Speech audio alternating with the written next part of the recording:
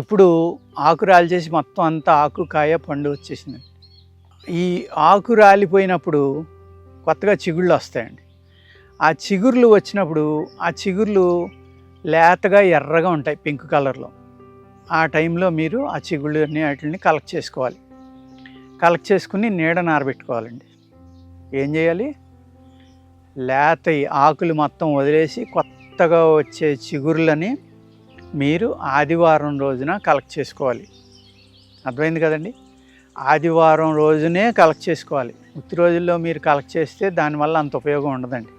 ఆదివారం రోజున కలెక్ట్ చేసుకుని మీరు ఇంటికి తెచ్చుకుని దాన్ని నీడన ఆరబెట్టుకోండి. నీడన ఆరబెట్టుకుంటే ఒక వారం 10 రోజులకి ఆరిపోతాయి. అదేవిధంగా మేడి చెట్టు యొక్క చెక్క అంటే తాట, మేడి చెట్టు బార్క్ అంటాం కదా, అది తెచ్చుకోండి. ఓకేనండి. అది ఒక 125 గ్రాములు, ఇది 125 గ్రాములు తీసుకోండి. రెండు చూర్ణం చేసుకోండి. ఎంత అయినాయండి? అక్కడ 250 గ్రాములు అయినాయి. ఈ 250 గ్రాములకి మరొక 250 గ్రాములు పటిక బెల్లం కలుపుకోండి. అర్థమైంది కదండి? పటిక బెల్లం కలుపుకుని రోజు ఉదయాన్నే లేవగానే టీలు కాఫీలు తాగే టైంలో ఒక పెద్ద కప్పు పాలలో ఒక చెంచా ఈ పొడి వేసుకుని తాగండి. ఈ విధంగా ఒక 3 నెలలు తీసుకోండి.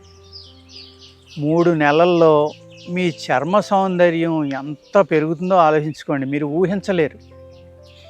మీకు చిన్నప్పటి నుంచి ఒంటి మీద ఉన్న ర్యాషెస్ కానీ, చిన్న చిన్న పొక్కులు కానీ, డిస్కలర్ కానీ, స్కిన్ ఎలర్జీలు కానీ, చిన్న చిన్న ఎలర్జీలు ఉండటం వల్ల చాలామందికి తలలో చుండ్రుండి అది రావటం వల్ల వీపంతా పొక్కులు ఉంటాయి, చెస్ట్ అంతా పొక్కులు ఉంటాయి, భుజాల మీద పొక్కులు ఉంటాయి. అవి పెరిగి పెరిగి మళ్ళీ పింపుల్స్లే మారుతూ ఉంటాయి ఫేస్ మీద అన్ని చోట్ల.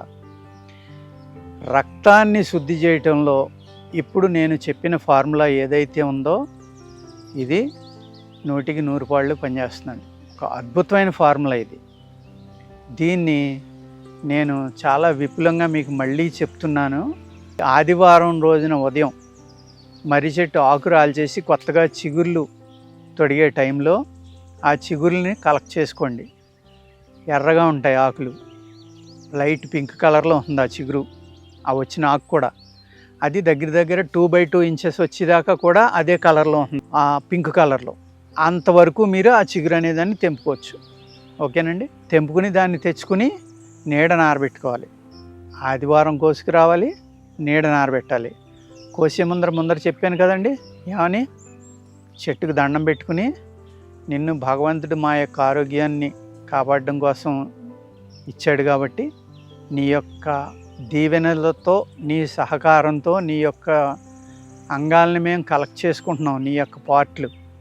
దయచేసి మాకు మా అనారోగ్యాన్ని తగ్గించి సుఖాన్ని ఇవ్వు, మా ఆరోగ్యాన్ని కాపాడు అని దండం పెట్టుకుని, కుదిరితే ధన్వంతరికి కూడా దండం పెట్టుకుని, అప్పుడు మీరు ప్రేమతోటి ఆ మూలికని కలెక్ట్ చేసుకుని చాలా ప్రేమతోటి వేసుకోవాలి మీరు.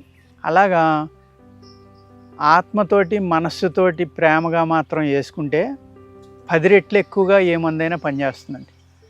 దాన్ని అసహించుకుంటా కానీ, విరక్తితో కానీ, ఏదో తల్లిదండ్రులు చెప్పారు లేకపోతే డాక్టర్ చెప్పాడు గతి లేక వేసుకుంటున్నానని దాన్ని చెదరించుకుంటా వేసుకుంటే ఏ మూలిక కాడ మీకు పూర్తిగా పనిచేయదండి. అర్థమైంది కదండి? అందుచేత దీన్ని ఎలా చెప్పాను నేను? 1 వంతు మర్రి చిగుళ్ళు, 1 వంతు మేడి చెట్టు తాట, దాన్ని ఔదుంబర వృక్షం అంటారు. ఔదుంబర వృక్షం అంటే చాలామందికి తెలుసు, దత్తాత్రేయుడు ఎక్కడుంటాడండి? దత్తాత్రేయుడు ఔదుంబర వృక్షం యొక్క మొదట్లో ఉంటాడు. ఆ వృక్షం యొక్క కిందే తపస్సు చేసుకుంటాడు ఆయన. ఔదుంబర వృక్షం అంటే ఒక అద్భుతమైన వృక్షం అది. దత్తాత్రేయుడు అంటే ఎవరో? త్రిమూర్తులు. అంత గొప్ప శక్తి ఆ వృక్షంలో ఉంది. దాని గురించి తర్వాత వీడియోలో చెప్తానండి. కానీ ఈరోజు మనం ఇక్కడ ఏం చేస్తున్నాం?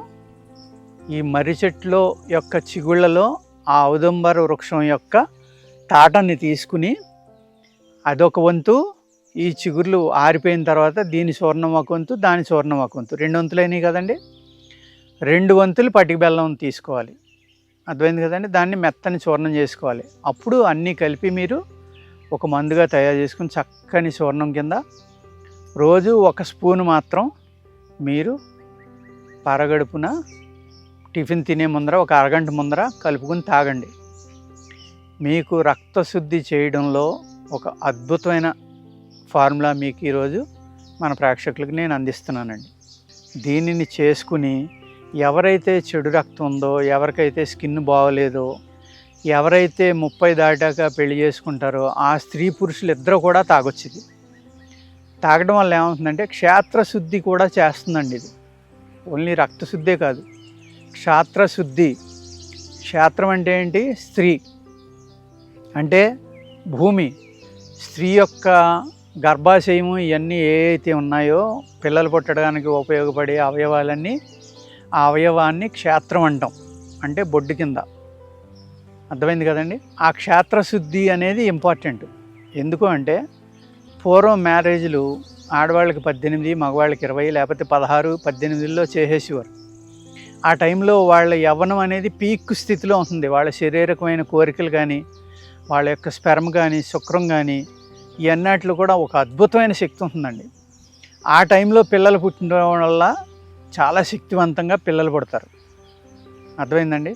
ఇది మన గవర్నమెంట్ 22 వచ్చేదాకా చేసుకోవద్దని మీరు విరుద్ధంగా చెప్తున్నారని అనొద్దు. శాస్త్రంలో ఏదైతే ఉందో, మన ఆయుర్వేదంలో ఉన్న ఏదైతే గొప్ప లక్షణాలు, గొప్ప గుణాలు ఉన్నాయో, మన శరీరం గురించి ఆయుర్వేద శాస్త్రంలో తెలియజేశారో అవి నేను చెప్తున్నానండి. అది నా బాధ్యత. మీరు ఏమనుకున్నా పర్వాలేదు. ఇప్పుడు ఏం చేస్తున్నాం, మనం లైఫ్లో సెటిల్ అవ్వాలని 30 దాటిపోయాక మ్యారేజ్ చేసుకుంటున్నాం. అప్పటికి ఈ జాబ్ టెన్షన్ అవనివ్వండి, లేకపోతే మనం తినే ఆహారం అవనివ్వండి, ఉన్న టెన్షన్ల వల్ల కానీ వీళ్ళకి కంపల్సరీగా 100కి 90 మందిలో బీపీ, షుగర్ కానీ, లేకపోతే బీపీ, కొలెస్ట్రాల్ కానీ, లేకపోతే షుగరు, థైరాయిడ్ కానీ, లేకపోతే హెయిర్ ఫాల్ కానీ, అనేక రకాల వ్యాధులు, పైల్స్ కానీ, ఒకటి కాదండి కనీసం 2-3 వ్యాధులు ఉంటున్నాయి వాళ్ళకి. 30 రాకుండానే 30లోనే. వీళ్ళు 30, 32, 35 వచ్చేదాకా మ్యారేజ్ చేసుకోవట్లేదు. అప్పుడు ఏమవుతుందండి? దీనివల్ల మీలో శక్తి క్షీణించిపోతుంది. అప్పటికే మీ యవ్వనం వృధాగా అయిపోతుంది. మీకు పుట్టే పిల్లలు ఈ వ్యాధులతోటి పుట్టడానికి ఎక్కువ అవకాశం ఉంది. ఎందుకంటే మోడర్న్ వైద్యంలో చెప్తారు వంశపారంపర్యంగా అనేక ప్రాబ్లమ్స్ వస్తాయని. మరి ఎందుకు రావండి? ఈ విధంగా ఎందుకు ఆలోచించట్లేదు? అందుచేత నా సిన్సియర్ సజెషన్ ఏంటంటే, నేను చెప్పేది ఇవాళ ఉన్న రూల్ ప్రకారం వ్యతిరేకం అయ్యి ఉండొచ్చు, కానీ 22, 20లో పెళ్లి చేసుకుంటేనే 18 చేసుకుంటే ఇంకా మంచిదని చెప్తున్నాను నేను. మగవాడికి 18, 20, ఆడదానికి 18 అలా వస్తే శక్తివంతమైన సంతానం పుడతారు. మీకు 40, 45 ఏళ్ళు వచ్చేసరికి మీ పిల్లలు మీ చేతికి అందొస్తారు. అర్థమైంది కదండి? వాళ్ళు మీతోటి పాటు సంపాదించడం కానీ, ఫ్యామిలీని ముందుకు నడపడంలో సహాయ సహకారాలు కానీ అందిస్తారు పిల్లలు. అందుచేత ఈ మ్యారేజ్ అనేది లేట్గా చేసుకోవటం వల్ల మీలో అయితే నీరసాలు, జబ్బులు ఉన్నాయో ఆ జబ్బుల నుంచి కొంత కాపాడి మీ శరీరంలో అద్భుతమైన ఇమ్యూనిటీని పెంచి స్త్రీలలో క్షేత్రశుద్ధి అనేది చేసి, ఆ క్షేత్రశుద్ధి అంటే నేను చెప్పాను కదండి భూమితోటి సమానమని. మంచి భూమిలో ఒక సచ్చు విత్తనం మీరు వేసినా కూడా బలమైన మొక్క పుడుతుందండి. అర్థమైంది కదా? అదే సచ్చు భూమి, చౌడు భూమి అనుకోండి, మీరు ఎంత బలమైన విత్తనం వేసినా మొలవకపోవచ్చు, మొలిసినా నీరసంగా ఉంటుంది.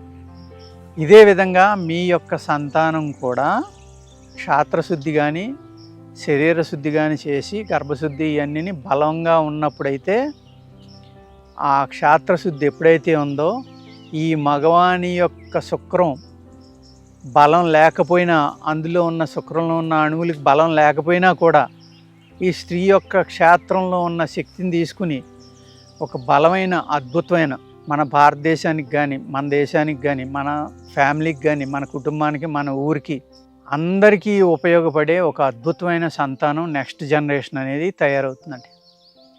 నెక్స్ట్ జనరేషన్, శక్తివంతమైన జనరేషన్ని తయారు చేయాలంటే ఆయుర్వేదంలో కొన్ని వందల ఫార్ములాలు ఉన్నాయండి.